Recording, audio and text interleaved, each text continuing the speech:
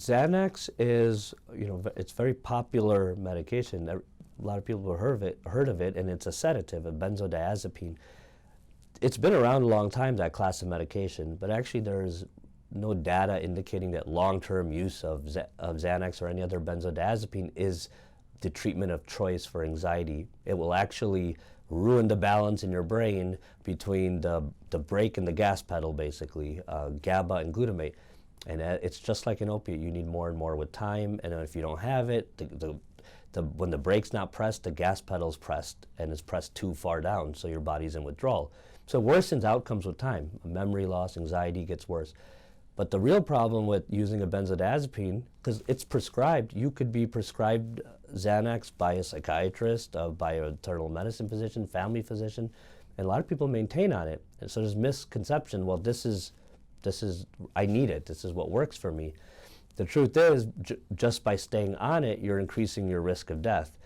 Why is that? Because Xanax is a central nervous system and respiratory center depressant. It slows the brain down, and it slows the brain stem down too, which the brain stem controls your breathing and your heart rate. So the more you activate it, the more your breathing slows down.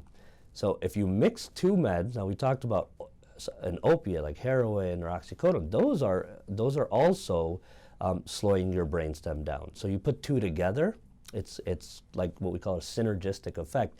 They amp each other up in what they're doing. So two together are more powerful than one individually. So the combination of benzodiazepine like Xanax and an opiate is going to lead to a higher chance of actually having an overdose death. And there's a lot of statistics to support that. Now, what do? Why is somebody a lot of times using Xanax as a drug of choice, or is prescribed Xanax by a physician, but it might not be the right treatment for them? It's all coming down to their anxiety, their disorder underneath. Treating that right from the beginning is important. So we usually will address it in multiple facets at Symetria Health. We will first try to switch you to a safer benzodiazepine, something with a longer half-life that doesn't cause as much of that dopamine surge, as much of the withdrawal as quickly and intensely as Xanax does. Kind of like an analogy would be trying to go to a buprenorphine or methadone when you're trying to come off of heroin.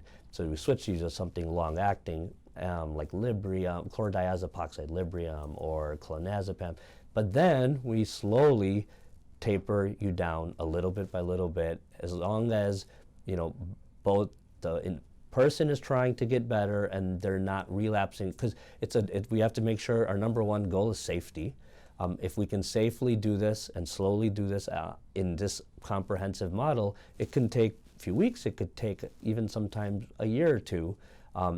Everybody's different on how long it'll take to get them off of a dependency to Xanax, but it can be done, and at the same time we're going to investigate a lot deeper with counseling, genetic assessment, full psychiatric assessment to see what medication might actually correct this underlying disorder, and try to do it in the most evidence-based way.